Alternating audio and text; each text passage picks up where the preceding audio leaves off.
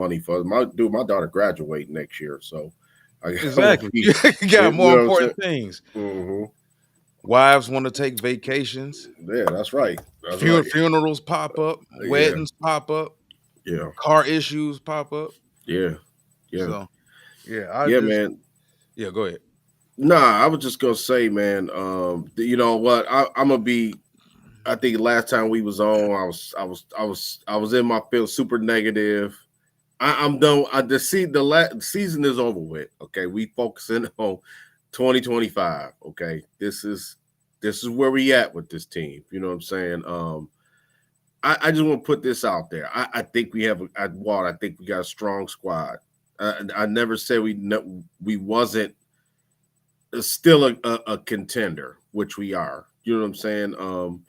I think you know we should be as Lions fans. We should be happy that we do have a GM that's not erratic, man. That just like tries to overdo it. Okay, I think Brad Holmes is not going to go out there and do anything crazy. I think first of all, I've heard people say, "Oh, well, he's still not pulling all the strings. It's the ownership." No, Brad Holmes is totally running this team. You know what I'm saying? Which I'm cool with that. You know what I'm saying? Brad Holmes is one of the top 5 GMs in the league, in my opinion. You know what I'm saying? This football team is in good hands, man. I mean, I'm not, you just get excited when you see guys like turn up that's available, and then sometimes you don't get them, and then it's sort of like now people want to throw lemons at Brad Holmes, right? Oh, well, you didn't go out and get this guy, you didn't try hard enough, and now on the backside of this thing, as the dust is settled, right? We've heard reports he tried to get Miles Garrett. You know what I'm saying? I mean that makes me feel a little bit better. Like what I'm getting at is he sees what we need, okay? And I think he is going every avenue to do what needs to be done. We know the draft is his baby, right? The draft, and he usually 80%, I'm just gonna say 80% of the time he makes a good draft pick. You know what I'm saying? I think last year me and you documented it, Walt, that last year maybe wasn't his best draft. You know what I'm saying? At least it hasn't come out yet. Still got players with to be determined by their names right now, i.e. Enos Rakestraw, you know what I'm saying, which that Brad Holmes, it's not his fault that Rakestraw didn't play and got hurt, you know what I'm saying. Giovanni Manu, who was real scrutinized by me, you know what I'm saying, because I just felt that I would rather have a player that I can play. You know what I'm saying? It not necessarily don't have to be a starter. It may be nice if the guy's a starter, but at least a guy who's a rotational player. You know what I'm saying? And whether than a guy, it may be 3 years before we even see him out there. That type of thing. So, he did hit on Makai Wingo. I think Makai Wingo got hurt. You know what I'm saying? He's a rotational piece. He may not be an impactful starter, but he's a piece. So, when you look at this draft coming up, man, I think that it's real interesting in which way we're gonna go. Okay, I mean, we talking about free agency. We're gonna get into that today, but I just think that later on down the road, we're gonna have our mock draft, and it's gonna be interesting because I think, Walt, this is a draft, and you correct me if I'm wrong, that I think it's a trenches draft. I really do. I think defensive line, offensive line is heavy in this draft coming up, man. You know what I'm saying? And maybe that's where he's setting his sights, and I'm all for it. Trust me. I think that if you can easily, to me, plug one player on both sides of the ball in this upcoming draft. You know what I'm saying? And so maybe free agency, we won't get into it. Maybe that's why he didn't go as hard as people would like. Me, I'm raising my hand. Maybe he didn't go as hard as I would like because maybe he's got, remember, well, correct me, he's got guys, they stick by their draft board strong. I mean, man, they had Gibbs, they had Jack Campbell, they had them guys, Jameson Williams, they had those guys high on their boards where we didn't think, where they were going that particular those two drafts where they drafted those players. We didn't know where they were going, right? Like what direction they were going in. So I think this year is kind of the same thing. It's kind of a wild card, man. So that part of it, I think we do have something to hang our hat on and be excited as Lions fans, because we know if it's a player that he wants, damn, he gonna get him. You know what I'm saying? Even if he got to trade up to get him, or maybe trade down and get 2 picks or whatever, second round or something like that. So I'll let you take it away. But I know this is a free agency, but I think it correlates to how aggressive we've been, because I do think the draft is a heavy part of Brad Holmes' his vision for this team. So True. I agree pretty much overall with what you were saying. My whole thing is this: for a team that has as many questions as this team has this offseason, heading into next season, you're replacing 2 damn good coordinators. They're both moved on to be head coaches in their respective ways. Let me turn this volume down a little bit. Also, you lost some key guys in free agency. Even though Melifonwu wasn't a guy that consistently played, that's still another capable safety, versatile safety you lost. You did lose Zeitler. I was able to talk with Coach Hugh Jackson the other night about some things that was going on with the team and get his viewpoints on it. And, he kind of agreed with me somewhat in the sense that, for a team that has as many questions as Detroit has, if you're planning on winning next season, you may want to utilize free agency a little bit stronger. Because, he brought up the fact that Aiden Hutchinson, as much hope as we may have for him, there's a question mark over his head. Yep. Aleem McNeil, as much confidence as people may have in him, there's a question mark over his head. There's a question mark by Kelvin Shepard. There's a question mark on the OC. There's question marks. There's a question mark over Dan Campbell's head, because regardless of what happened the first 4 years of his coaching career here, you're in a situation where, you lost your last 2 playoff games. You lost your 2 coordinators. Things can go from sweet to sour in this league extremely quick. And you have to constantly reinvent yourself and demand respect in a completely different way. He was a guy, Dan Campbell, who was already being laughed at around the league when he first came in with the knee-biting comments and this and that. He already developed a reputation. Not his issue at all, not his fault whatsoever, but it happens when you have 2 really good coordinators and you're a first-time head coach. What do people say about him around the league? Well, it's not him. It's Ben Johnson. It's not him. It's Aaron Glenn. It's not him. It's the players. It's the talent. He's just a figurehead. So whether fans admit it or not, he has to kind of like reprove himself all over again. Like I said, he's 0-2 in his last playoff games. How much of it was his fault as a head coach? We don't know, because everybody gave Ben Johnson all the credit for the offense. People gave Aaron Glenn all the credit for the defense. So I say all that to say this: for a team that has as many questions as we do have, and you're heading into year 5 of this regime, you were a 15-win team a year ago, with all the injuries. You were able to go out and find some guys depth-wise down the stretch that did help us out, that helped get us to those 15 wins, helped get us to that NFC North championship win. I mean, NFC North championship banner. But we can preach depth all we want. At the end of the day, it's still a talent league. The NBA is a talent league, elite talent league. The NFL is an elite talent league. You either have an elite quarterback or you have a bunch of elite players around that quarterback. Yep. On offense and defense. You look at the Kansas City Chiefs: elite head coach, elite play caller, elite quarterback, elite defensive tackle, elite defensive coordinator. Philadelphia Eagles, that's probably the best overall roster in football. You have Jalen Hurts. He's a winner. And I think he has the right temperament to be an NFL starting quarterback. Now, whether or not people, me included, because I give Jalen Hurts some crap about the throwing and the lack of accuracy and the issues that he had specifically last season throwing the football and the 80-yard passing games, the 113s and this and that. But dude been to 2 Super Bowls. played damn good in the first one against Kansas City, which was a loss. And he played well in this one. They won. And you look around the league, man, it's New England, elite head coach, elite ran organization, elite quarterback. Indianapolis Colts all those years, elite quarterback, elite head coach. And they put elite Pro Bowlers around him too, Peyton Manning. Yeah. It's a hard sell for me. And this is just my opinion, man. It's a hard sell for me to look at these other organizations, even the Green Bay Packers for that matter. Well, the Green Bay Packers historically have always built through the draft, and they don't build their teams through free agency.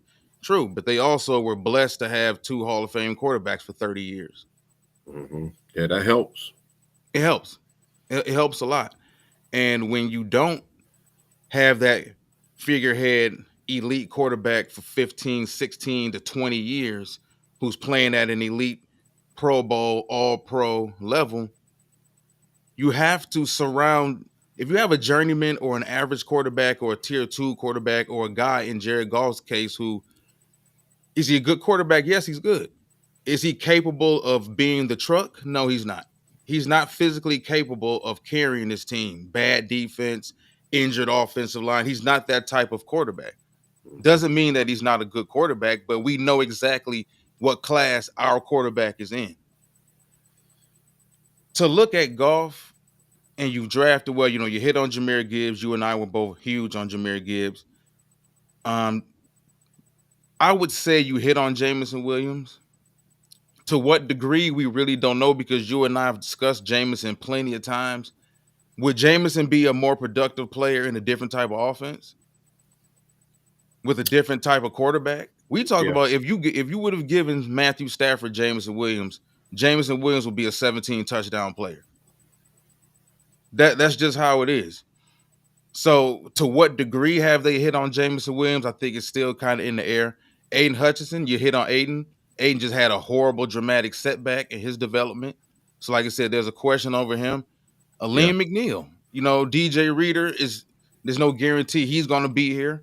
You're talking about what? If you cut him before June, you save $11 million. I'm not sure if they would do that. But who knows? They may have plans on attacking the defensive tackle position in the draft. Yeah. But my whole premise is this. I understand depth because you do need depth because the way he views it, and I agree 100% with Brad Holmes on this, we're talking about a 17-game season now. It's a marathon. In another 4 or 5 years, we're talking about probably a 20 to 21-game season. And they're going to have to also expand the rosters. There's a lot going on. They're talking about cutting down preseason. Yeah. You need as much depth as you can get, but you also need talent. That depth didn't get us past Washington. Washington's talent got them past us. So I don't hate the acquisitions they've made, but like I brought up to you, like what's the difference between DJ Reed, Cam Sutton, and Carlton Davis? It's slim pickings, man. They're all right. They're the 12 to $14 million number 2 corners, even though not DJ Reed, but Carlton Davis played more man in Tampa. He's a bigger physical corner. He's going to compete. He's got good ball skills. Like I liked Carlton Davis. And my whole issue with Davis was that, okay, if you didn't want to pay Carlton Davis $20 million, I get that.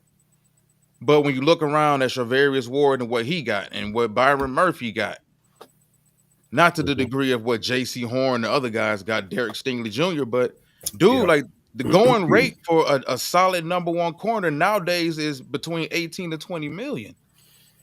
So it's like, to me, you're intentionally putting lesser talent on the field because all you see is a cap number. And if the difference between I don't know if they went after Charvarius Ward or not, but if let's say the difference between DJ Reed and Charvarius Ward was $3 million. And DJ was willing to take $12 million and you offered Charvarius Ward 14. Why would he come here and take $5 to $6 million less? It's kind of like an insult to the players. I get it. It's a business for Brad Holmes and this organization. It's also a business for the players. So all I read into that, what Byron Murphy got, what Charvarius Ward got, what Carlton got. Carlton left and went to the New England Patriots for 20 mil. Yeah, You can't tell me that he made 14 last year. You can't tell me that you only offered this man $1 million raise, or you only offered him $2 million, or even worse, maybe you offered him the same amount of money that he made last year. I'm pretty sure if it was 17 or 18, Carlton would have stayed. Yeah, he had an issue with that because I see it was an Instagram post. Yeah, what's up, Corey? What's up, Brent? It was an Instagram post that he made and was saying like he not giving no discounts. I know my work basically, and I gave y'all a discount last time. Maybe you're right, man. Maybe it was maybe to it. He was taking a shot at the organization, I think, like you said, because I think he probably felt they lowballed him. You know what I'm saying? And he said, I'm not giving no discounts this time. So you're right. I do think it was cost cutting. But the only thing like I said on the last show, like I agree with you. I think Carlton Davis was one of our strong points, definitely one of our strong points last year. Any way you slice it, unsung hero on this team, man. Team MVP, if you will, one of them, if you want to go that far until he had the injury. He actually gave you a lot. Yeah, because like Mosley gave you nothing, and Mosley got 2 years, bro. Yeah, and gave you 3 plays in 2 years. Yeah, and it was sort of like because I had DJ Reed on my board, and I just think, not that I'm trying to like be right about that part, but my what I'm getting at is I think we getting lost in like, I think DJ Reed's a good player, man. I really do. I don't think that he's like, maybe if you want to say Carlton Davis is better, okay. I mean, I'm cool with that. You know what I'm saying? I don't think he's significantly better, but I mean, if you want to give him the nod, okay. But I don't think it's that big of a drop off to me. That's all. I think the bigger question is, I put it this way, I think maybe because he played more man, I think, like you said, it for me with Terry Arnold on the other side, which is kind of like the other part of this whole equation, like you said, makes you more comfortable in Carlton Davis because Carlton Davis can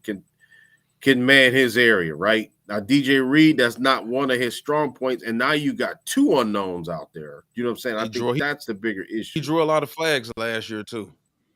Yeah, and that's the biggest issue. And I think that's what people. I was freaking out about it. You know what I'm saying? Because it's like, man, our defense already wasn't good to begin with. You know what I'm saying? And now it's like you kind of taking a step back, and it's like you got it. Like you say, you mentioned Kelvin Sheppard, which I think was a great hire, by the way. I think that he absolutely deserved the job, man. You know what I'm saying? Because from day one, he's been here with Dan Campbell. I think Dan Campbell was really, really on. Dan Campbell's like list of being guys that being promoted within the organization. I think he's fine. I think Kelvin Sheppard will be fine, to be honest with you. But like you said, it is a transition period. And I think that's what Lion fans, I want to be able to reiterate that point. I think it's going to be a learning process. And that's what we've been saying, because I feel that the more uncertain it is within the coaching staff, right? Like as far as the more players that you're going to have to trust to be able to do what they need to do. You know what I'm saying? That could, like you said, if you got St. Brown, you got, guys like Aiden Hutchinson on defense, you got Lee McNeil, guys, you don't have to worry about them, man. You can put them guys out there, Sam Laporte, he's going to run the right route all the time. St. Brown, Montgomery, Gibbs, these guys are professionals, man. They're going to be able to adapt. But like you said, it is a continuity thing that's going to take place during the season, man. And I think we're going to be kind of learning on the job. Remember, Walt was in this situation about 3 years ago with this team where everybody was new. Remember, Deuce Staley had left, and we were trying to figure out, like, okay, internal, they had a kind of good thing going with Jamal Williams, Deuce Staley. That was a good pairing. And then the offensive line came together. You know what I'm saying? Now people came by the wayside and left or whatever. So I think you got to build that continuity up, man. Any coaching staff, I agree with you. That's part of it. It is the players that everybody knows. Talent is what wins, right? But I do think, and you mentioned Jared Goff. I think it's key, man, that you have all the running parts, the right running parts around Jared Goff. You know what I'm saying? With a new offensive coordinator, that makes me kind of concerned a little bit. You know what I'm saying? Just because listen, and it ain't no room for error this year. You come out the gate 1-4, start the season 1-4, 2-5, that could be your season right there because we see the schedule, man. You know what I'm saying? So, yeah, I do think it's a possibility we could continue because I'm looking at the free agents that's left, right? I mean, at this point, you're not even the guys that are left. Basically, nobody wants them, right? I mean, that's how I feel about it. If you reach the third week of free agency, basically, you don't have a team. Basically, you know what I'm saying? When you get to Von Miller and Zadarius Smith and you know what I'm saying? It's just like now it's just return to the draft, man. And that's where I think Walt's having some difficulty, something going on. So, but I do think that the draft is going to be like where we have to hit it out of the park in. You know what I'm saying? And yeah, I agree with you 100%, Corey. I think that this division, I was calling for it last year, and I was way wrong about Chicago last year because I bought into the Caleb Williams thing. But I think this year you could say Caleb Williams, Chicago. You look at Green Bay. Green Bay hasn't really done much in free agency, but Green Bay had a hell of a good draft last. They have a good draft every year, it seems. So that's a team that you would assume that they would be still 10-win team, right? Just saying it off the top of your head, right? We know Minnesota, damn, they got good. They got Jonathan Allen. That was another guy I was hoping that the Lions would go after. But instead of paying Jonathan Allen, we signed Levi Onwuzurike, you know what I'm saying, back. And George Lopez. And George Ray Lopez, man. Not the comedian. We got the comedian, too. we really cutting costs. Yeah. We're going to get George Lopez. Nah, man, Yeah. It's wild, man. I get it. It concerns me because when I heard Brad Holmes, talk about the injuries last season, how good the team was last season, and we're getting guys back and this and that. You usually don't hear a GM talk like that because most GMs understand that it's a year-to-year thing. Mm-hmm. That team that was great, that 15-win team last year, that had like an inferior feel to it.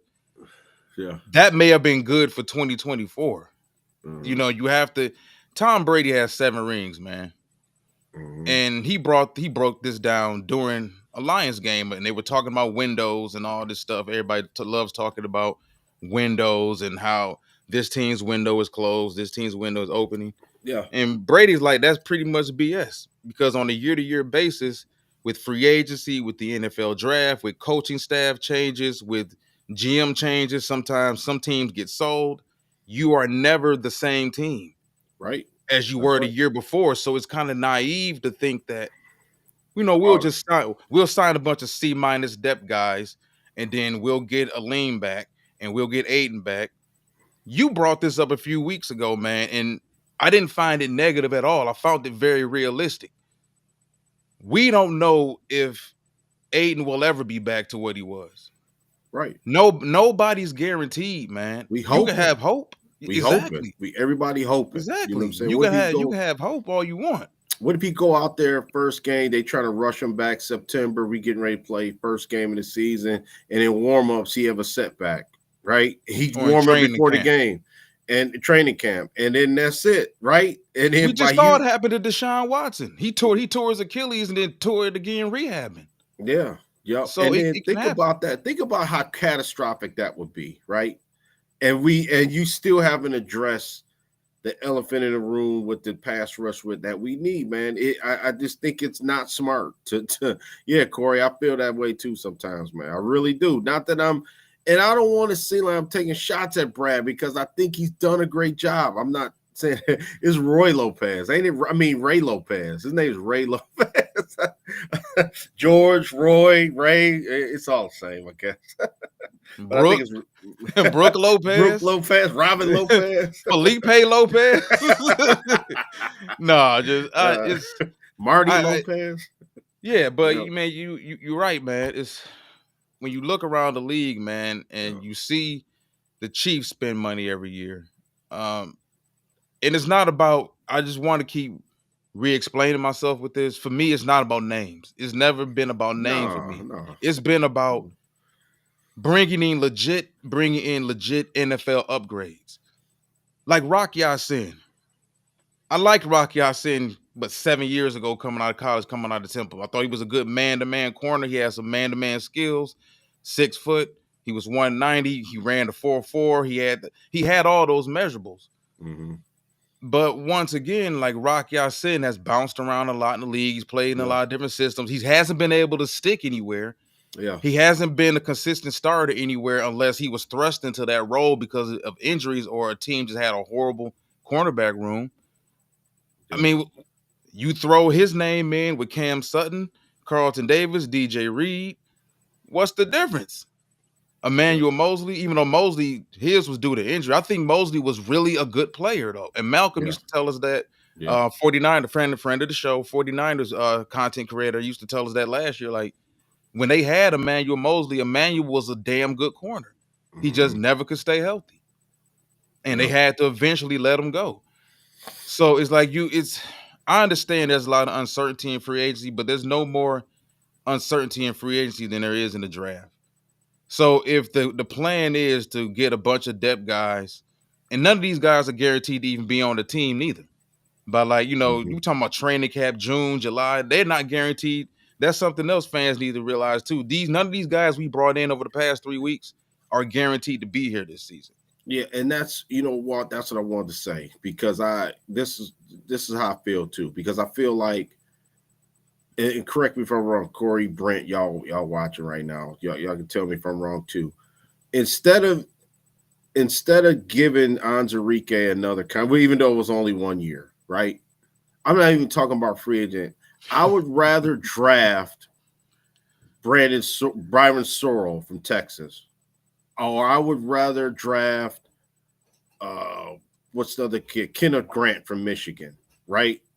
Rather than I'm just talking about that position, right? Why are you giving those guys contracts when we could? This is why I even bring it up. Instead of bringing Davenport back, wouldn't you rather have like Nick Skirton or Mike Green or what's the other kid that you had me watching? Shamar Stewart from Texas A&M.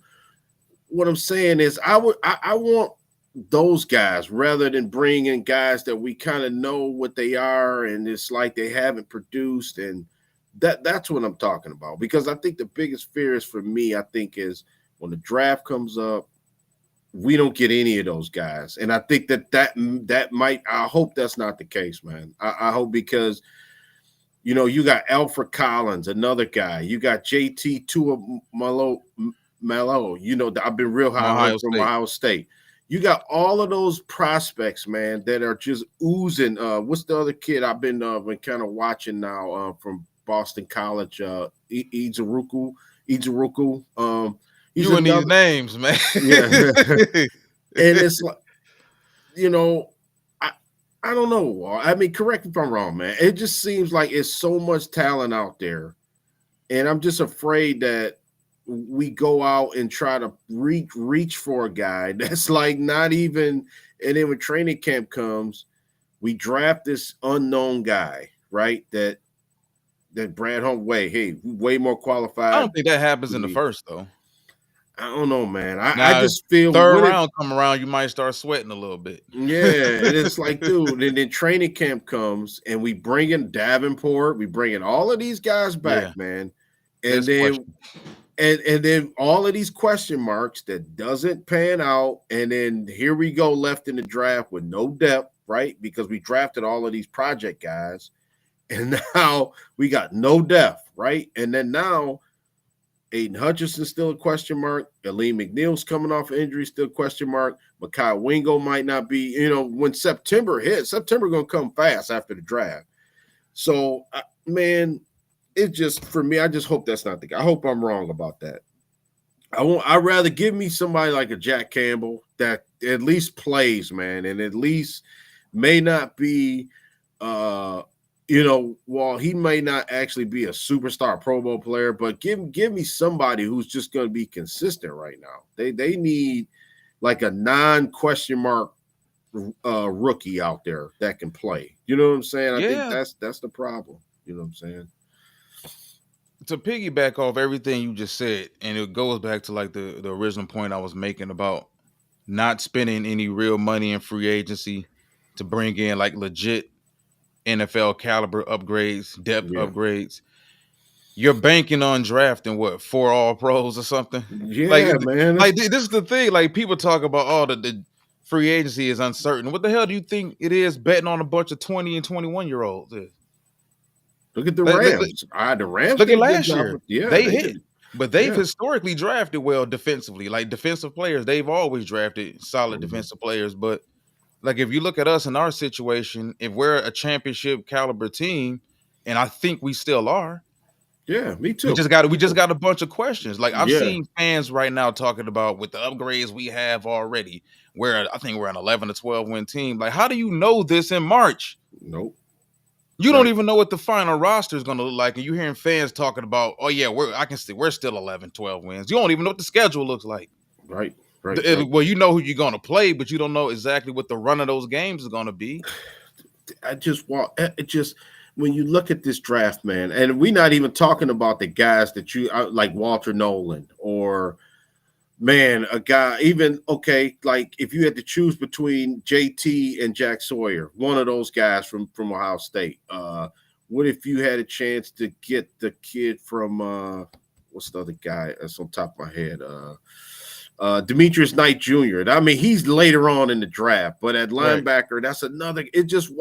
What I'm saying is this draft is deeper than last year. Defensively, you can get the next Kalijah Kancey in this draft. You know what I'm saying? You could get, Josh Connolly's another guy on the offensive line. I'm glad. Thank you all for putting this up because sometimes I just draw blank. Landon Jackson, another guy.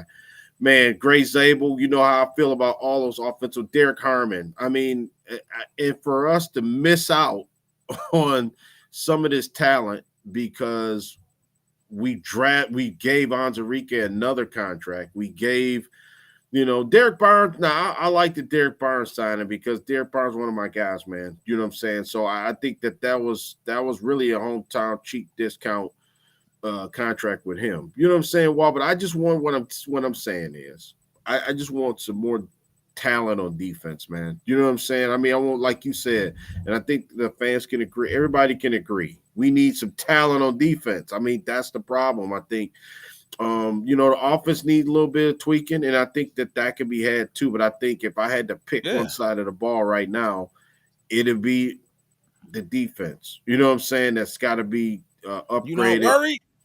I'm worried about the offensive line. Yeah, I'm worried about the offensive line. We should transition over to talking about that too, because there's questions on the defensive front.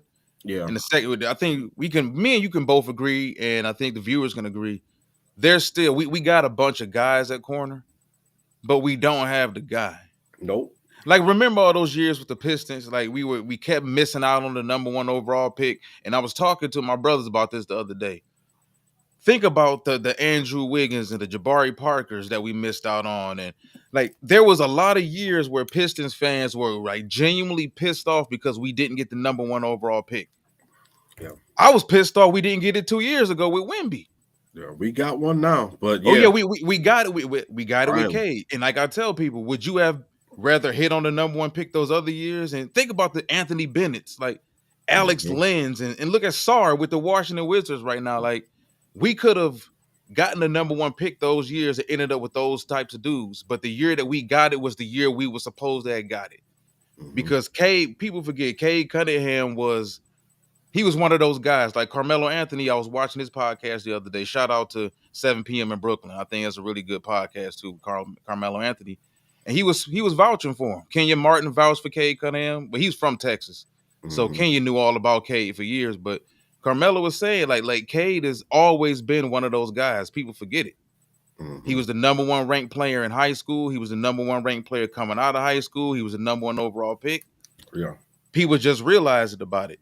Yeah. You know, and you go back over to the NFL draft, man. Yeah, it's hard to get that It's guy, like you hard. said, it's hard. At corner. It is. Yeah. But we've historically been bad at evaluating corners. Like, think about it. We can name some names now. We can get into Brian the Westbrook, Terry Fair, Chris Houston. We got him in free agency, and Nevin Lawson. Nevin Lawson, yeah. Like the two dudes we got. Darius Slay fell in our lap due to injury.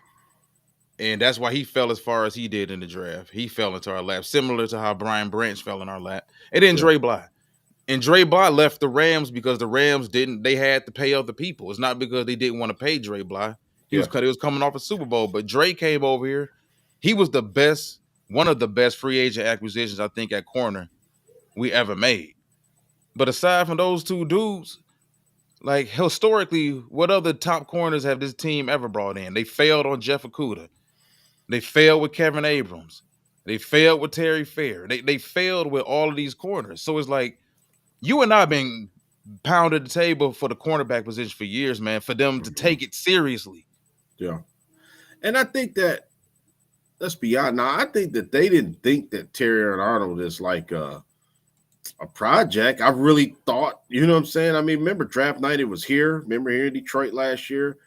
You know, fans went crazy when they seen Detroit move up, you know what I'm saying, to get that spot. So get that spot to take Terry Arnold. So I don't think that they went in and thinking like, let's see if this works. I really think that they believe. Oh, no, I genuinely believe they like him. Yeah, I think they like him. I think this is a big year for him, even though it's his second year. I think the only thing I'm gonna just say about his Terry Arnold situation right now is I think that I like that they kind of stuck with him and played him. And now this year is going to be huge, man. I mean, DJ Reed even said as much, like, I'm here to give TA what I know, you know what I'm saying, to kind of so he can pick my brain, that type of thing. And I think let's just give it another year. That's that's my guy. Oh, yeah. I know everybody on his back. Let's get like next year, if we sitting here talking about the same things with him, then I think it's a red flag. But I think that coming into next year, but not like you said, you said something important though just now. Now that we have Terry Arnold and waiting on him, right? We're probably gonna miss out on the next guy because I don't know. I'd be shocked if the Lions take a corner the first 2 picks. You know what I'm saying? I mean, I would. I don't think that they're going to do that. Well, we talked about that. Like taking a corner at 28 would be too much like admitting that you failed on Arnold. That you messed it up. Right, yeah. Right. And I just said, and Rakestraw for that matter. Yeah, I like Cedric Sweeney's comment here, and I agree, and I totally agree with you, man. And linebacker, in fact. I think that that's more of an issue than people, not an issue, but I think, you know, having Derek Barnes come back, you know, you got Malcolm Rodriguez, got to be Malcolm Rodriguez last year on his contract because it seems like he's been here for about 3-4 years now. Jack Campbell, which I like our combination, but I'm pounding the table right. Demetrius Knight is my guy. And every mock I've done a Sportskeeda mock draft at least 3 a day for like the last 3 weeks, and Demetrius Knight is always there around the 3rd round, man. And that's a perfect guy that all over the place. He helps support the run. He can rush the quarterback, fast as hell, run from sideline to side. Remind me more of a faster like Roquan Smith type player. I would love Demetrius Knight here. I mean, that's y'all hear me say it first. If we get him, I'd really be happy. So I agree. The defensive end is really we have to do something, man. I mean, please just don't give me Marcus Davenport and then say it's okay. And then Josh Paschal, which we crossing our fingers, like, you know what I'm saying? I mean, we have to do something at defensive end. I mean, if we don't, it's just we're not going anywhere. That's just my opinion. That's how I feel. You know what I'm saying? But yeah, I agree. But this the defensive tackle position, and I think Walt, you hit it on the head again, because I was thinking of this too. I think we both like Derek Harmon.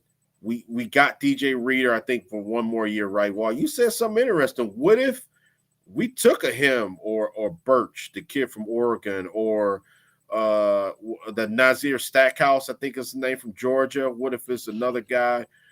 What if he could be expensive? DJ Reader may not be on the roster. That's a really good assessment. I brought that up the other day. Yeah, you're right about that. Yep. Lamar and I, Spirit of Detroit, we was doing some film study the other night, some private film study on Oregon.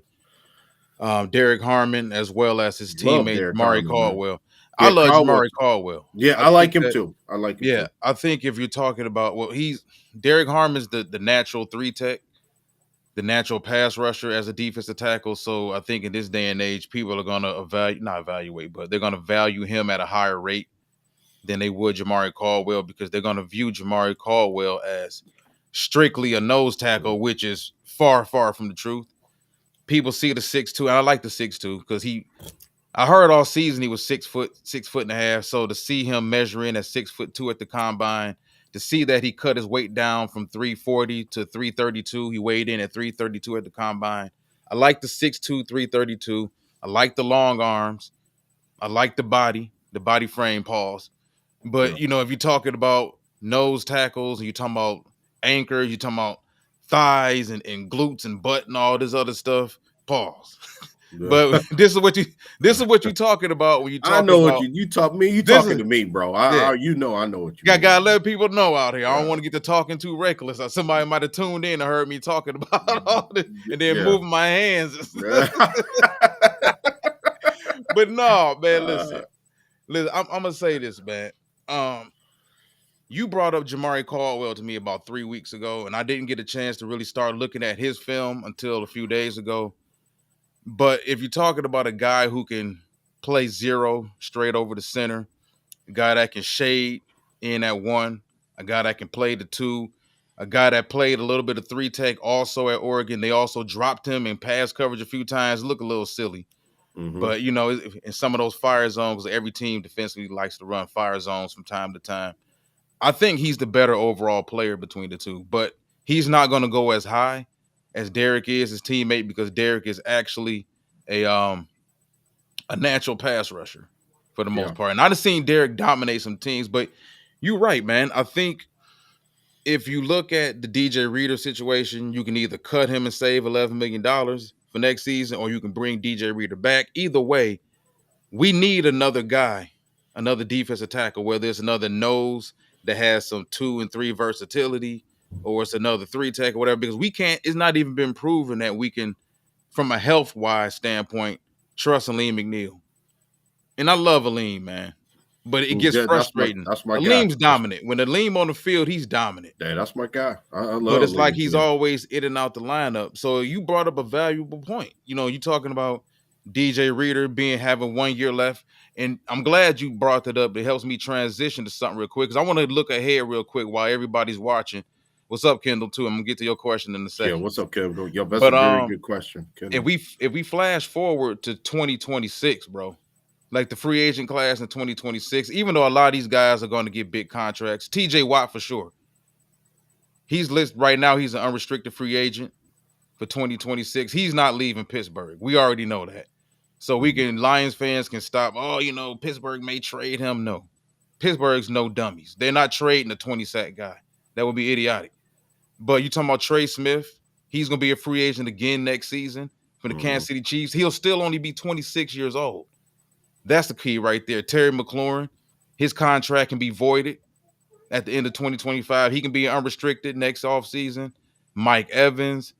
You're talking about Colt Miller, the left tackle from the Raiders. We're going to get to the offensive line in a second.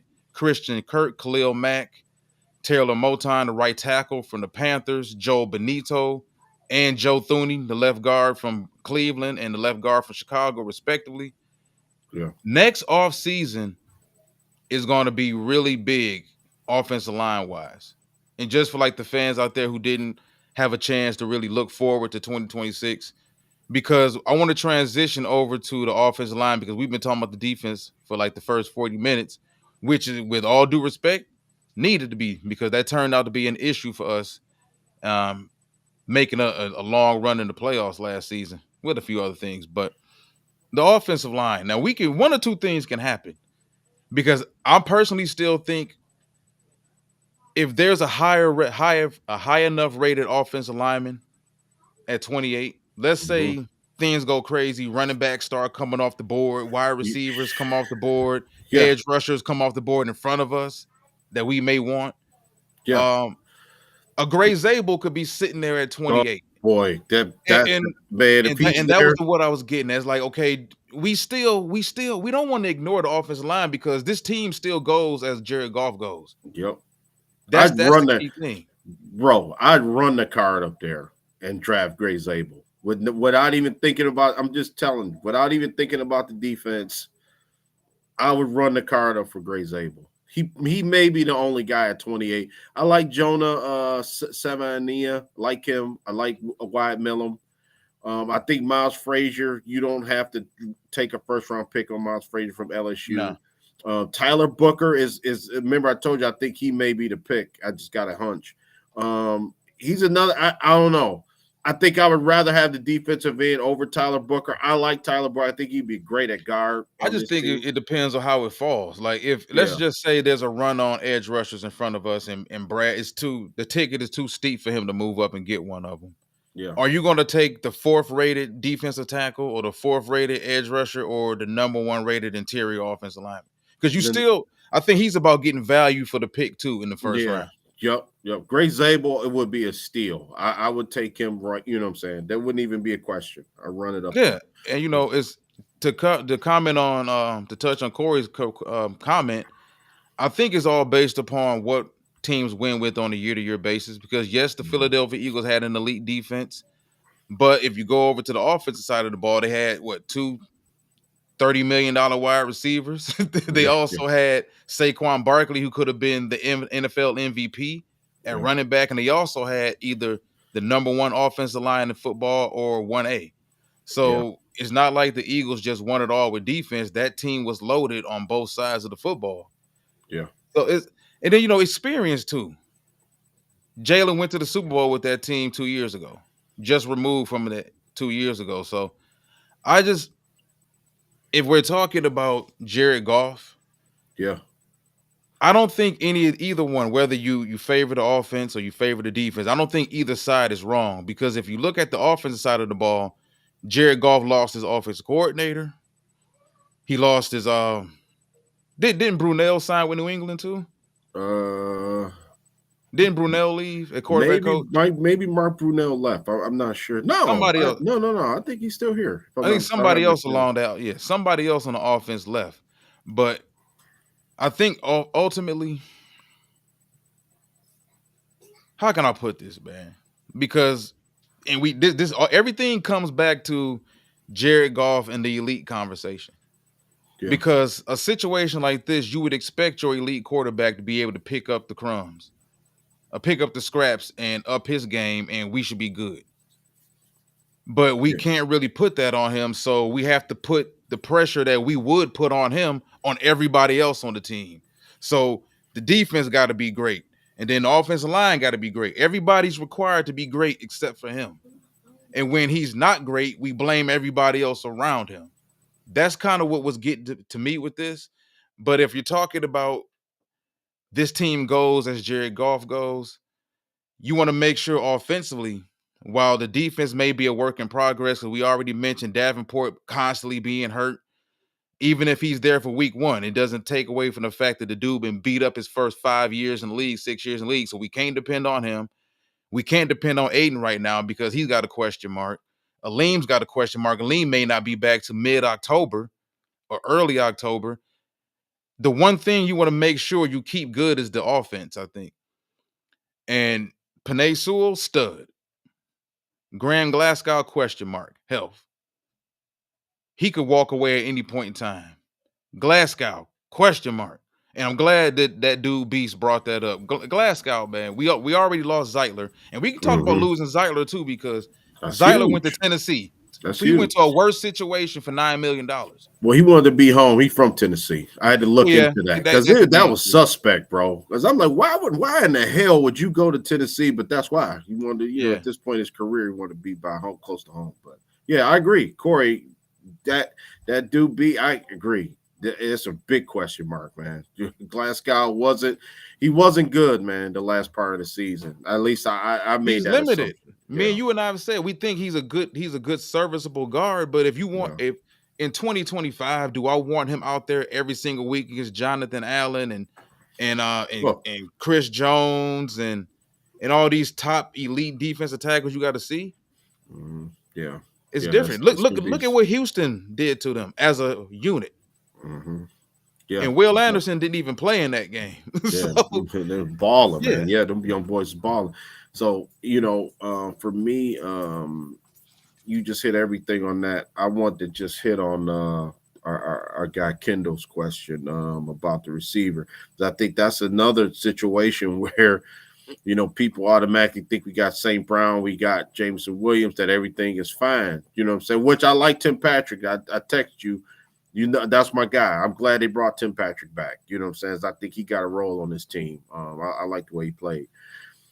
My guy is Isaiah Bond, right, from Mhm. Texas. I don't know. He's according to CBS, right, 13th rated wide receiver. I think this is ludicrous. This list right here, because Isaiah Bond is a guy I would be willing, man. Second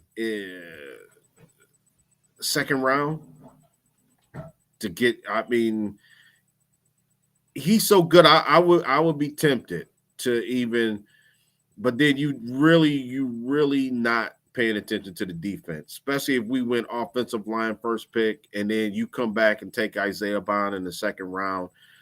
That people here, Lions fans, will go crazy if you did that. But he's a guy. He's on my list, number one guy that I know that we can get, because the rest of these guys, like Jalen Royals, is another guy I like from Utah State. I don't know if he's going to be there. 6 foot, 205 pounds. I like Tez Johnson. Way too. He's super thin, like Devonta Smith, coming out of college. Tez Johnson can play, man. He can catch. I just, the size worries me. I think we need a more physical, imposing guy like a Pat Bryant from Illinois. I like them Illinois guys. And then another guy, Savion Williams, I think from TCU. It's a lot of these guys are kind of the same, interchangeable. I remember you brought up, you got me looking at Jimmy Horn a lot from Colorado. I've been looking at him the last month.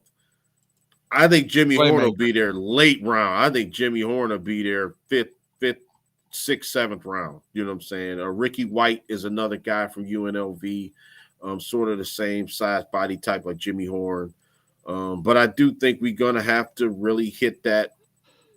They got to draft a receiver at some point. You know what I'm saying? In my opinion, just to get another, because I don't have any faith in Antoine Green. That was another guy that played with Drake May in North Carolina. Hasn't seen the field here in Detroit. You would have thought that last year Antoine Green would have cracked the, you know what I'm saying? You think you would have thought he would have cracked the lineup by now. So maybe this year might be the year, but I don't know. I think they do have to get another young, a serious, not a Tom Kennedy, not, no disrespect to him, not Maurice Alexander, a guy, the same guys that's coming to training camp. We need a legit guy who's going to play, you know what I'm saying, at receiver. So I think we need to draft that. Man, I'm so glad Kendall brought that up. Mm-hmm. Yeah, Because good question. there's the guy I've been talking about for the last 2 years. I don't understand why people not as high on him as I feel they should be. Super productive. He only played 5 years. 5 years. He only played 5 games this past season due to injuries. That could have a lot to do with it. He was a little higher rated last season. But Torrey Horton Jr. of Colorado State. Colorado. Yep. You He's talking about good. 6'3", 196, ran 4.41. This dude is nothing but a big time playmaker. Big time playmaker at Colorado State. I thought he would have came out early last year. Yeah. PFF had him ranked in the top. I think he was ranked in the top 6 of receivers heading into this season. But I want to go through. Here you go. Yep. So in 2024, he only played in 5 games due to injury. He only had 1 touchdown. He had 331 yards.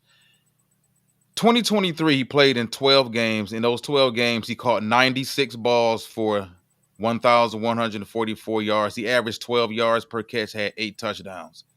2022, he played in 12 games. He had 71 catches for over 1,100 yards. So he had back-to-back almost 1,200 yard seasons. 2022, he averaged 16 yards per catch and 8 touchdowns. So he had 16 touchdown catches, being the number 1 option. Now, he did play with what's the tight end for the Arizona Cardinals? Trey McBride. He did play with Trey McBride for a few years at Colorado State, but he and Trey McBride were the only offensive options at Colorado State for that quarterback there, man. Yeah, and Torrey Horton was dominant. And if he didn't get hurt this season, he would have put up those. He was on pace to put up those same type of numbers. I just don't get why people aren't as high on him. You would think they would be, considering the fact that he's 6'3". He's borderline 200 pounds. He can run. He ran the 4.4. He's got long arms. He catches everything. He's a downfield threat. To me, he's a way better version of, if people love Josh Reynolds and they love Tim Patrick, even though Tim Patrick is a lot taller, overall a lot bigger. Yeah. He's like the perfect combination. You and I keep talking about Amari Cooper and guys getting a complimentary wide receiver that fits between St. Brown and Williams, that complements their skill sets. He can do everything. He can run every route. He's 6'3". You know, we talked about getting a taller wide receiver out there. He can go across the middle. Yeah. He's fearless. He made a ton of plays. Anybody who doesn't have the film or whatever, you want to go hit YouTube up, type in Torrey Horton Jr., Colorado State. Yeah. And you'll see exactly what I'm talking about. But he's a guy, he's not getting talked about a lot right now with the national media. Doesn't mean the NFL people don't, or the NFL circles don't value him, and somebody may take him in the 2nd or 3rd.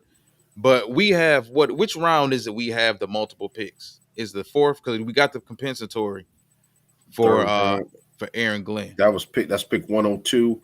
Yeah, I want to say we got 2 fifths. I think it's 2 fifths, Walt, if I'm not mistaken. My thing is this. If somebody stole your guy, man. Yeah. Boy, everybody stole your guy. Lamar talking about Torrey Horton. I stole your guy. You know Lamar's gonna get you. Yeah. I will say no, but you know what? Like I said, I haven't heard anybody talk about Torrey all season. And I've been up on Torrey since Trey McBride was there. And it was just, him and the tight end. He could be a 7th. I think there's teams around the league that are higher on him than we believe. No, they were saying the 7th round we got multiple picks. It was okay. Round. Okay. Yeah. I mean, that makes sense. Just the 7th? Or was it because we got 2/4 or 2/3? Hold on. Let me look it up real quick, because I will say this. If they take care of, and I don't think there's any guaranteed surefire direction they have to go, but let's say at 28 and 60, they walk away with an interior offensive lineman and an edge rusher. Now we looking at the 3rd, like, okay, if he was there in the 3rd, you took care of offensive line in the 1st round or the 2nd round, you took care of edge rusher or defensive tackle in the 1st or 2nd round. Could you take a flyer in the 3rd round on a big play wide receiver? Yeah. Yeah, I like Brent. I like Ricky White too, UNLV. And then I think the Beast just commented. I did see Torrey Horton in that game too against Colorado, big rivalry game. He balled, man. He did. He was just a playmaker, like one of those natural wide receivers. That's how I felt about Devontae Smith coming out of Alabama, regardless of the skinniness or whatever. Even though he's bigger than Devontae Smith was coming out, this was a guy that was constantly jumping over people, diving downfield, making all types of catches, coming back, contested catches. He's a natural pass catcher, and I love that at wide receiver. And like I said, he's tough and he's fearless. Yeah, we don't have a 3rd or a 5th, Walt, right now. We got 1st, 2nd, and then we got the 4th, and then it's not on here, but compensatory pick is not listed, but like you said, we're going to get that. I think it's 102. I think that's the number on that one. Yeah, man. Torrey Horton is a guy that you might want to look at too, man. Absolutely. I think that this. I think. Let's be honest. It doesn't really matter what order you take these guys in, or what do you attack first. Just give me some ball players, man. We just know what needs to be attacked. Yeah, you know what I'm saying? Yeah. It's just, man, whether you go offense first or you go defense first, just give me somebody, man, that's gonna do the job, man. I mean, basically that's what we need to stay. Just like Dan Davis said, and I agree, you know what I'm saying? Dan. You want to be able to compete still. You know what I'm saying? Because it'll be a crying shame, man, to have this thing built up to where we right there, bro. We right there. Sometimes if you at you're playing baseball and you at the plate and if he throw me my ball, I'm gonna hit it, right? I'm gonna hit it. But about like the movie Major League, where Serrano out there hitting the ball the ton, hitting it over the fence. The minute they throw a curveball, he looks silly out there. You know what I'm saying? And it's like you wasn't expecting that. You know what I'm saying? But now the other teams know how good we are, and so now they're addressing everything that they like. Perfect example. Like I always use Chicago because right now this is what they're doing. They built their offensive line, right? Yeah. You know what I'm saying? They built in the trenches in the defensive line, even though you can't build your team. And now I'm not saying they're a Super Bowl team or anything like that, but what I'm saying is they're ready to play against us now. I mean, I told you I've been saying this since the season ended. Book it that they're going to draft Asante. I would bet. I'm a matter of fact, draft night. I'm putting money on that, bro. I just feel that's what they're gonna need. That I think at 10, or they moving up, because I don't think Genty falls to 10. I think that. I just feel that somehow, some way, the Bears going to get that kid, man. You know what I'm saying? And that's going to be their Jahmyr Gibbs. And I think that he's trying to do everything that the Lions are doing. You know what I'm saying? And right now, let's just say if their offense catches up with their defense, which ain't that bad, the Lions got a problem on their hand, man. You know what I'm saying? Because now it's going to come down to quarterback. Because like you said, oh yeah, if you have a less than team in some areas, like you said, your quarterback can always make the difference. You know what I'm saying? Like if you lack it in some stuff, you can make up the difference with a Patrick Mahomes or fill in the blank, right? So Joe Burrow, Josh Allen, Lamar Joe Jackson. Burrow, right? He been playing behind a horrible offensive line. Joe Burrow, I feel bad for Joe Burrow, man. He been playing. They just refuse to just you give the man two receivers. But the offensive line is horrible. Well, you know what though? Somebody brought that up. Somebody brought that up in on television the other day about Joe, and did he kind of spit in Trey Hendrickson's face? Like, because to me it seems negligent to invest that much money in 2 wide receivers when you don't have an offensive line, and you have a 17 sack defensive end on the other side of the football that's begging to be paid, right? And he's not asking for not even half of what Higgins got paid. Yeah. So I mean, I think it does. I think T.O. talked about that with Donovan McNabb in Philadelphia. Sue touched on that, dealing with Stafford, how he felt like Stafford did when it became time to get paid. Stafford didn't speak up for him, but he spoke up for other people to get paid. I don't expect any, and it seems silly, I don't expect any quarterback to speak up for defensive players. You should, but most quarterbacks' minds are wired to just only care about their side of the football. Yeah, that's true. I mean, that's facts. I think a couple of players have even reiterated that point, like you said. You know what I'm saying? Now, when you get to a point to where you 10 years in the league and maybe, Burrow might have a different, because remember Tom Brady was taking pay cuts. Yeah, you see what Pat did for Chris Johnson, for Chris Jones. Like, we got to have this guy back. Period. Yeah. And when you get to that point in your career, where you could, you've made the money, obviously, but at some point, I do believe I ain't gonna say all because it is some players that just don't care about winning. They just doing it as they see it as a job. But I do believe when it comes down to it, when you want to win, Walt, I do believe that you will make that transition. I totally agree. I totally agree, Lamar. What's up, Lamar? Gray Zabel, my guy. I told Walt, I don't know if you heard it. I would run the card up to get Gray Zabel with 28 if that situation came. I think he's that good. But yeah, Trey Hendrickson. I really thought that he could get trade. He could be like a draft night trade type thing. I don't know, man. He even saying now out of his camp He'll sit out. that he might sit out the season, man, because it is a spit in the face. It is totally. Oh, no, I don't blame him at all. I would be extremely pissed. I got to sit at home and watch Jamar and Higgins and Joe sit up there at a press conference. Everybody getting paid, and my ass been asking for for what I've been asking for. Sacks, bro. He got 35 sacks in 2 years. That's totally disrespectful. Totally disrespectful. And won't trade me though. Yeah, and won't trade him either. So yeah, so I could see. The Bengals, the Bengals better be putting up 50, you know what I'm saying, in my opinion. They better not be scoring 10, 17 points a game, man. That's unacceptable to me. So, and like I said, who cares about the Bengals, right? I mean, it's not even our team, but it's noteworthy because, you know,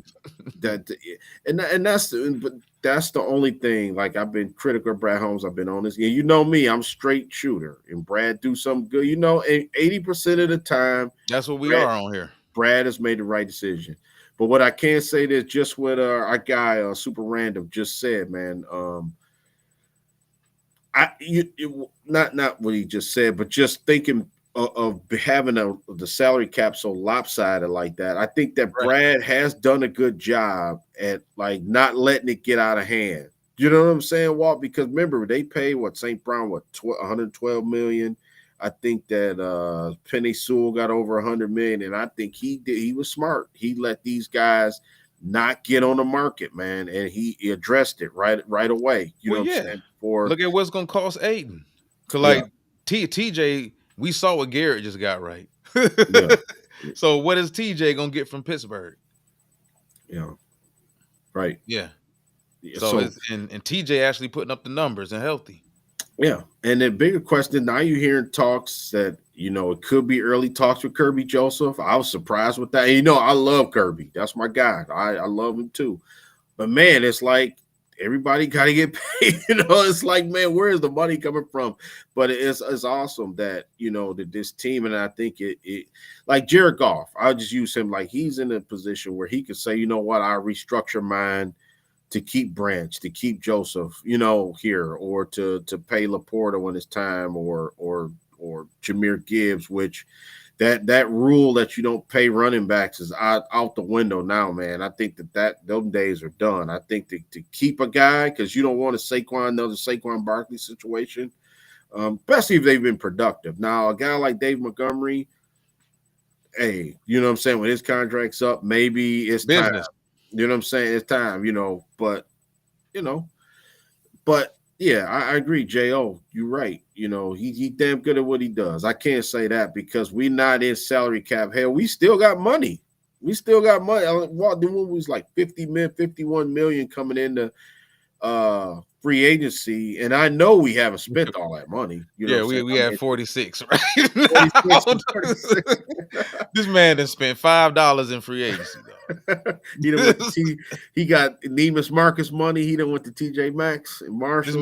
This man that walked in with a bag full of miniature Snickers, some quarter bags of chips, 2 big hugs. You know, a Slim Jim, a couple Slim Jims. No. Slim Jim was a little too high for Ben. So no way you're gonna get Slim Jims unless they Dollar Tree Slim Jims.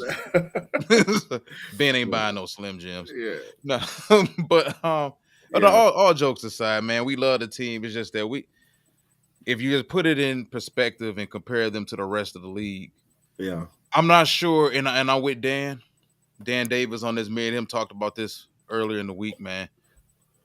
Are y'all better, or did y'all just remain the same? Now remain the same. If there was no Aiden health concerns, if there was no Aleem health concerns, I would probably feel a little bit better. But once you start taking all these question marks and putting them all together and wrapping them up, Yeah. I can't possibly sit here right now and tell y'all that, yeah, we good. You and I talked about it earlier, not earlier today, but it wouldn't surprise me if this was a wild card team next season. I still think they're a playoff team. Yeah, of course. Playoff. But if you look at the Sure. strength of schedule, the quarterbacks we got to play next season, It'll be it tough. wouldn't. That doesn't mean that they can't win 11 games and go on a run and reach the Super Bowl. I think we've seen the pinnacle. 15 wins in a regular season is a pinnacle in a 17-game season. And then the year before that, we went to the NFC Championship. So in the middle of that, you have to eventually reach the Super Bowl. Like, you can win 11 games and still be a championship team, depending on how things fall in front of you. Man, just the thought of having, like, I'm just putting scenario. You know me, my mind be working when it comes to draft. Just the thought. Okay, let's just say we don't do nothing else free agency, and we get, like, which everybody's saying James Pierce is this bad character guy. It's unbelievable to me how everybody turned it on this I kid take the also. risk. If he fall to 28, if he dude, fall to 20, I move up and I take him. Take him, right. Let's just say we get James Pierce Jr. and what's the Jamari Caldwell. Jamari Caldwell, or I was just going to go to offensive line. Let's say a Donovan Jackson from Ohio State, or Tate Ratledge. I think Tate Ratledge from Georgia is a perfect. Or like at 60? Yeah, 60. I'm good. Then you won't hear a peep out of me. You won't hear a peep out of me till training camp. So yeah, I just don't not take none of those guys and take two projects, man. Just don't do that. Then I would really ruin my whole draft weekend. You know what I'm saying? So, you know, that's all what I'm saying. So I do want to say what you said. I do think now the money that we do have, it's a possibility that could be like a bank for Aiden Hutchinson right now. You know what I'm saying? Because we are going to have to pay Aiden. Now, how quickly are they going to get that done? Are they going to, like, start talks now, you know, like before the season, or wait till after the season? Or, you know, that's interesting too, to be watching that, like, you know, his contract situation. Well, let's have that uncomfortable question right now. Yeah. Because let's say the smart thing will probably be to sign Aiden now before TJ Watt signs his. Because if TJ Watt doesn't sign it before the season starts, you'll probably hear about it sometime early in the season. TJ Watt sets the new market for edge rushers, contract, whatever. Yeah. It would probably be smarter, seeing what Garrett got, it would probably be smarter to pay Aiden now. You're going to pay Aiden a whole lot of money right now, but it'll be a whole lot less than what you will have to pay him if you waited till after TJ Watt got his, or Trey Hendrickson got his, if Trey Hendrickson gets his. Yeah. Yep, right. And then what if, like, you wait and then Hutch have, which I hope it happens, 17, 18 sacks, right? Like next season? Well, yeah, well, I'm just saying, what if RoboCop? Yeah, just that like you said, that contract just drives up, you know what I'm saying? Right, man. That's all I'm saying, Brent. That's all I've been trying to say from the start. I just don't want no more injured players, man. That's it. I mean, I know if you take a guy and he get injured, that's something different. But just, I don't want no more projects. I just want, can you give me some players that can play, man? That want to play ball, that we can start from day one, and just let's go, man. Let's play football. You know, a receiver. You know, another guy like that played with Cam Ward is that Xavier Restrepo. Mm-hmm. Another good receiver, man. I don't think he'll be there like past the second round, but third round. But that's another guy I would look at. You know what I'm saying? Played in pro style. And then Isaiah Bond's running mate, Matthew Golden. I think they got him projected higher than Isaiah Bond, but he's another guy that's probably going to go early. I've been looking at Jimmy Horn. You mentioned him, and I watched a lot of Colorado football, and I didn't really look at him as a true NFL prospect. But it's something there. Yeah, it's something. What I'm saying is what I think now, and seeing his whole body of work the last 2 years, it's something there with Jimmy Horn. It really is. Like I said, it didn't. I think one of our listeners just agreed with the Ricky White thing. I think Ricky White. I'm definitely going to watch with Torrey Horton. I'm going to watch some tape on him because he's one guy I've been kind of overlooking him a little bit. The Savion guy from TCU. The one kid from Nebraska that everybody's got on their board. I don't know. Nebraska even have a quarterback the last 2 years to even catch a pass. A receiver to even catch a pass from a quarterback at Nebraska. I won't take no receiver from Nebraska serious at all. So I think it's named Nair. I think it is. I have it in front of me, but yeah. And then you told me the guy from Arizona, you like him. I really like Luther Burden III, man. I think that kid got all kind of swag coming through. You know what I'm saying? But I'm more higher on him than you are, and then you more higher on Luther? McMillan than I am. I think McMillan's nice, but I don't think McMillan's a top 5 pick at all. But in the fact that people are pushing him that as a top, I don't think he's a top 10 either.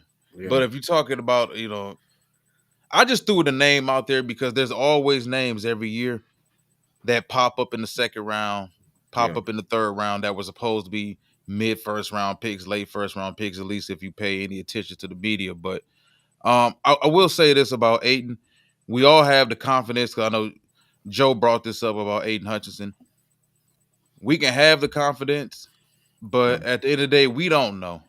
We don't know Aidan Hutchinson's body. Yeah. Everybody's different. You look at the fact that he was really reaching his pinnacle when he suffered that injury too. So it's not like it happened his rookie year or whatever early on. He was at that point about to become, I think, the best edge rusher in football. When you're looking at the fact that he started being able to finish more, and the sacks started to reach the hurries overall. But like I said, nobody on this show thinks that, we're not trying to say he's gonna be bad, he's gonna have setbacks or whatever. It's just the reality of the business. We hope he turns out to be great, but what if he doesn't? That is a possibility that we are talking about. Like, what if he doesn't? What if things don't work out next season? He has a setback, because the thing is this: he's not going to play all season hurt.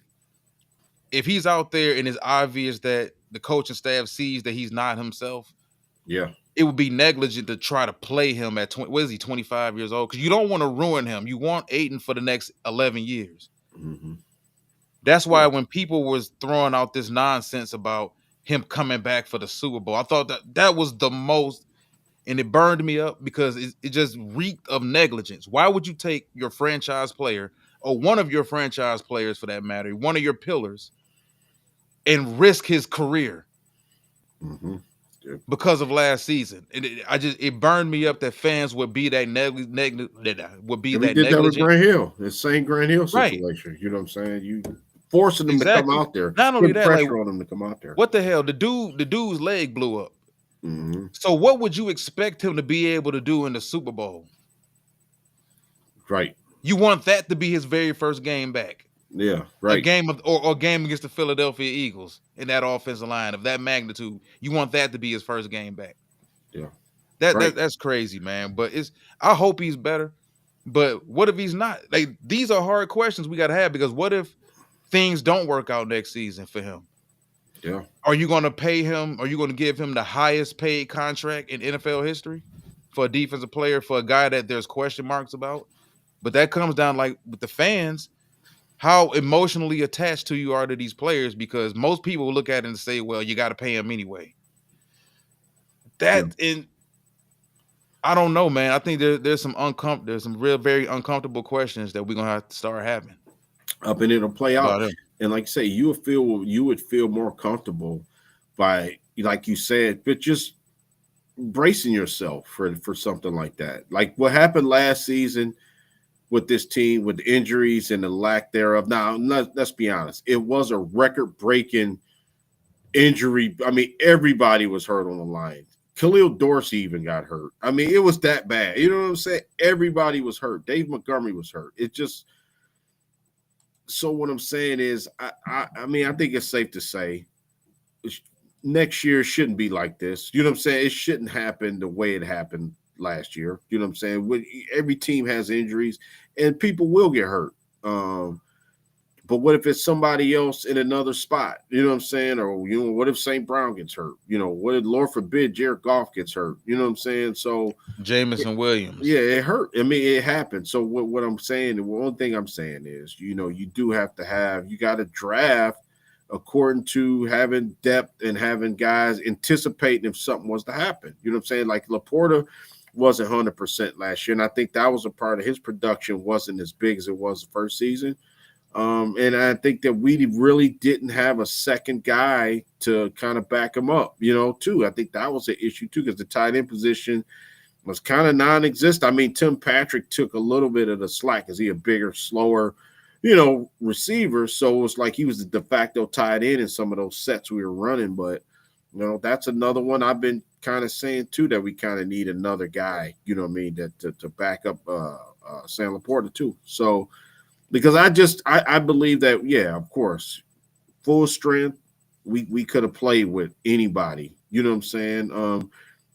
If Aiden, I even had this conversation. If Aiden Hutchinson plays against Washington, I don't think we still probably wouldn't have won the game, to be honest with you. You know what I'm saying? I mean, and that's not throwing a shot at Aiden. It's just the way our team was constructed, you know what I'm saying, at that particular time.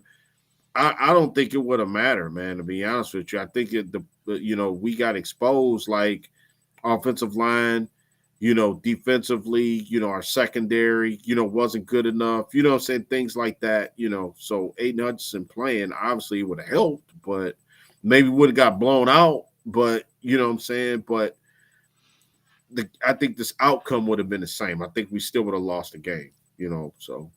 Yeah. All right, man, I want to get to Brent's final question before we get out of here on this Saturday. Do you think we play more starters a little during preseason this year so we don't come out so rusty again? Yep, the offense has been rusty the last 2 years starting. I don't think they can afford to have that happen this season coming up. Now, granted, we don't know what the final roster is going to look like moving forward into next season, but that's a good question, man, because they slowly cutting preseason down. It's going to get to a point where there's probably going to be one preseason game. Once they get to a 20-game season, there's probably going to be no preseason at all. And as you and I discussed, I think that's horrible for football. It's horrible for the development of your players to not have a preseason. So you want kids to go from playing 2 years of college football for some of them to one off season of camp to playing the Kansas City Chiefs in week 1. I think it's terrible for the league. They're gonna have to do something, but they will be expanding roster. So, I think this preseason for damn sure they need guys to get out there and get some continuity going and play. So that's my take on that. What do you think? I hate preseason. You know what I'm saying? I do, but I think the ritual still gonna be the same. I think as long as preseason, I think you play as less as possible, man. Just to avoid. Because I hate playing football like that because you shouldn't be worried about injuries. You know what I'm saying? I do think, like you said, Walt, eventually it may be one preseason game a year and then that's it. You know what I'm saying? Then you start the season because I don't believe you can play football like that. You know what I'm saying? You can't play, just we're going to play one series. What are we seeing? Right. One series ain't going to determine if a guy's going to play, or not. I just think that's BS, man. You know what I'm saying? As far as and guys are protected more today, and they play less. Like it don't make sense. Dudes starting quarterbacks in the '90s, early '90s. Don't want to be dating myself like that, but those dudes played what the first three preseason games, and then they may have played like 1 or 2 possessions in the fourth. Yeah, and that was it. Now guys don't play at all. Yeah, because it takes is one play. It takes one play for somebody to roll an ankle, tear a knee up. I mean, I just wanted some try-hard guy on the other team that's trying to get a roster spot, trying to tackle Jared Goff low for no reason. Power bomb them into the turf, man, and that's all you need. You ruin your season. So, yeah, but I agree. I to answer the question, I think that the it's still going to be the same. I just think that, you play your starters, the last preseason or the second to the last preseason game, the first half, and then that's it. That's how I feel. Until they change it. Because I do think, if it's my opinion, it would be one preseason game a year. I know the owners say it's money in preseason. That's why they're still doing it. But like you said, if we play 18 games, I think in a couple of years they want to change to 18 regular season games and 2 preseason games. You know what I'm saying? So do away with the preseason, man. It's terrible to me. But like you said, you're trying to get the guys that You need to figure out who can play and who Who can can't. play, who can. I get it. I get it. You got to try to Yeah. make the team if you're not pegged in a starter or you trying to make, trying to make the squad. I So think it's so tough for these guys to make the teams now, especially with the rosters at the rate that they're sitting at now. Because yeah, remember, special teams is kick returns have been taken out of the game. So guys used to make the team on special teams as kick returners. That doesn't happen anymore. yeah, Guys used to have 4 games of preseason to prove themselves and make rosters. They don't have that anymore. yeah. So it's going to be dangerous moving forward once they start hitting 18 to 20 games per season. But all right, man, I'm glad we had this Saturday morning. I'm glad everybody joined us. Had another great Saturday morning. I love these Saturday morning shows for Deb, sure, man. We will be back tomorrow night with our very first mock draft installment of this draft season. Yeah. 7-round mock, probably no Yeah. trades, but 7-round mock. I'll have my big board, you'll have your big board, and we'll be Yeah. going through things as the draft unfolds. And everybody join us tomorrow night, 9 o'clock. Yeah, 9. Yep. All right. Yep. Let's do it, man. Let's do it. Yep. Everybody join us tomorrow night at 9 p.m. for our very first mock draft installment of the 2025 mock draft season. Till next time, everybody, enjoy your Saturday morning. Enjoy the rest of your Saturday. Want to thank you for joining us. One Pride.